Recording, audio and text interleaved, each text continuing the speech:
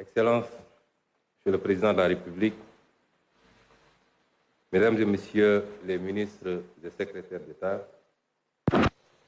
Excellences, Mesdames et Messieurs les ambassadeurs et tout corps diplomatique confondus, Mesdames et Messieurs les présidents des organisations patronales, des organisations des commerçants, des chambres consulaires et chambres des métiers, Mesdames et Messieurs les directeurs généraux, directeurs nationaux et chefs de service, Mesdames et Messieurs les représentants des partenaires financiers et sociaux, Mesdames et Messieurs les représentants des autorités religieuses et coutumières, Mesdames et Messieurs les représentants des partis politiques et de la société civile, chers invités, je crois que nos talentueux artistes qui viennent de présenter ont pratiquement résumé la journée qui nous réunit aujourd'hui. Il y a des moments dans la vie d'une nation qui transcendent les défis immédiats, des instants où l'ambition collective prend le dessus sur les intérêts particuliers. Aujourd'hui en est un. Excellence, Monsieur le Président de la République, Mesdames et Messieurs, ce qui nous réunit aujourd'hui, la vision 2050 pour le Sénégal est l'aboutissement d'un long combat qui a pris sa source il y a un peu plus de 10 ans dans le refus de la malgouvernance, de l'injustice et de l'arbitraire au sein de l'administration. Il s'est transformé ensuite en un projet politique solide, ambitieux et progressivement porteur d'espoir. Les Sénégalais l'ont plébiscité le 24 mars 2024 par le choix net porté sur le président Bassirou Diomaye Diakhar Faye à la magistrature suprême. Si nous nous sommes opposés avec résilience pendant tant d'années, c'est que, en patriotes convaincus, nous étions conscients et inquiets des ravages, des mauvais choix, des mauvaises pratiques de nos élites gouvernantes depuis l'indépendance sur notre pays. Au moment du bilan, le constat est celui d'une économie marquée par des décennies de dépendance et de mauvaise gouvernance, où les opportunités pour la jeunesse, les femmes et les entreprises locales ont souvent été sacrifiées au profit d'intérêts personnels. Excellence, Monsieur le Président de la République, vous avez matérialisé votre attachement à une gouvernance transparente et vertueuse des affaires publiques dès votre passation de pouvoir en diligentant des audits, parmi lesquels l'audit des finances publiques, dont les conclusions que nous avons présentées il y a quelques jours ont révélé la gravité des errements coupables du régime sortant. Les fragilités structurelles de l'économie sénégalaise, une dépendance aux ressources extérieures et aux matières premières, un secteur privé trop limité, ainsi qu'une gouvernance administrative souvent inefficace, plombée par la corruption. Après ce courageux exercice de dressage de la situation de référence et de vérité à l'endroit du peuple sénégalais et des partenaires, nous revoilà devant vous pour présenter le nouveau référentiel de nos politiques publiques et sociales. Monsieur le Président de la République, rappelons que vous avez été élu sur la base d'une offre programmatique intitulée « Le projet pour un Sénégal souverain, juste et prospère ». Dès votre installation, vous avez bien voulu nous faire l'honneur de nous confier la passionnante mission d'opérationnalisation des idées innovantes que vous y défendez, pour une rupture qualitative et profonde. Il s'agissait pour vous de poser les fondations d'une transformation systémique par des solutions durables, non pas pensées dans le mode fast-track, mais qui repose sur une vision à long terme, qui transcende les clivages politiques pour refonder le Sénégal sur des bases solides et durables. L'équipe de conception, composée d'experts de la primature et du ministère de l'économie, du plan et de la coopération, s'est immédiatement alors mise en place sous la direction du ministre de l'économie, du plan et de la coopération et du ministre secrétaire général du gouvernement sous ma supervision.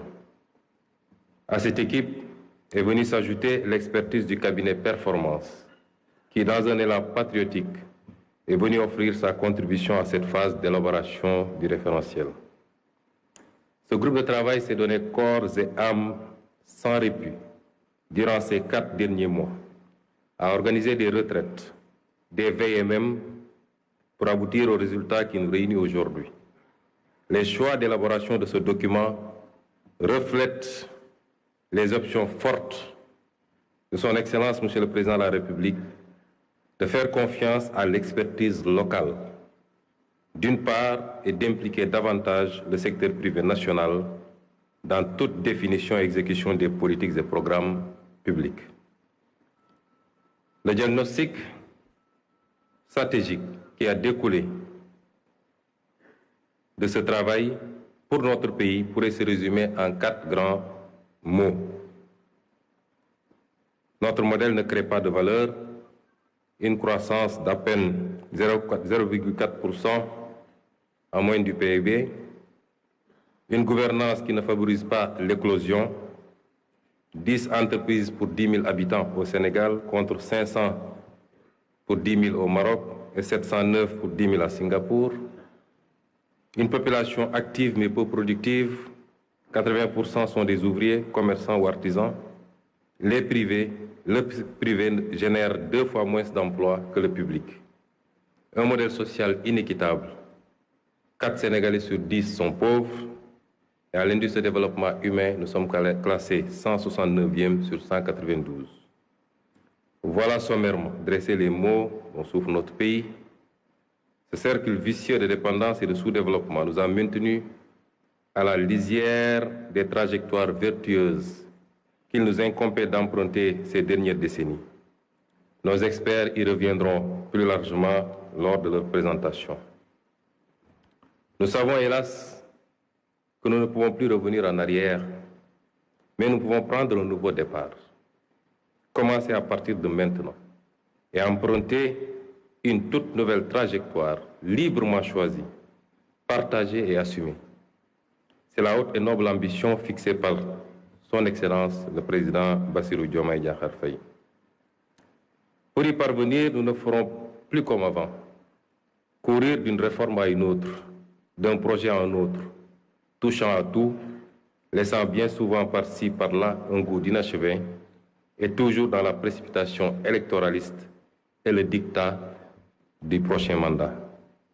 Nous avons pris le pari d'adopter un nouveau modèle de développement sur le long terme, reposant d'une part sur un État stratège qui favorisera grandement le développement de filières compétitives, de pôles territoires viables, avec des villes épicentres et un secteur privé national fort.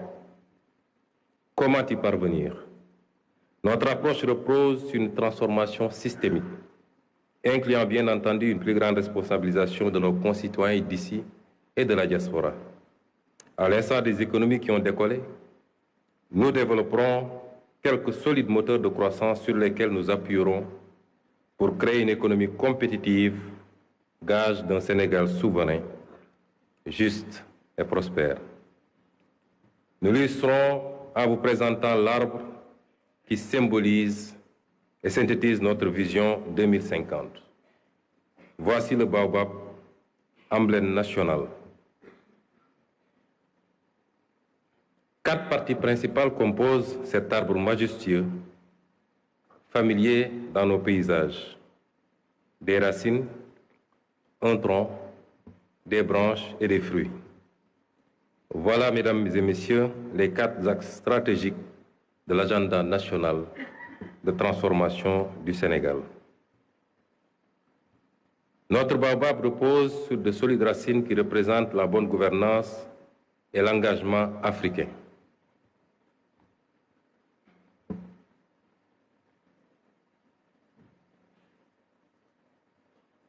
Bonne gouvernance et engagement africain.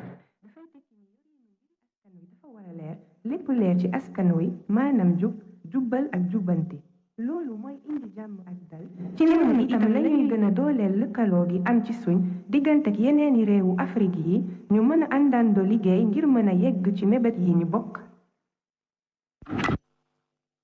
Et le solide tronc du baobab représente un aménagement optimal et un développement durable.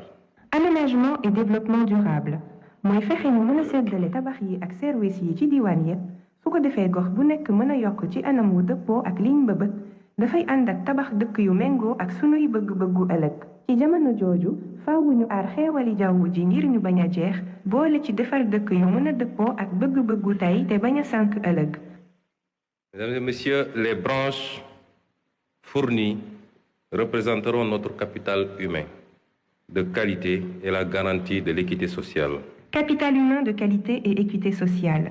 maanaam gën a sukkali njàng ak tàggat ngir jox askan wi xam-xam bu am njariñ ba noppi ñu gën a yemale askan wi ku nekk mën a am paj ak kaaraange bu ko weesoo ñu fexe ba kenn bañ a des ginnaaw ci yokkuteg réew mi.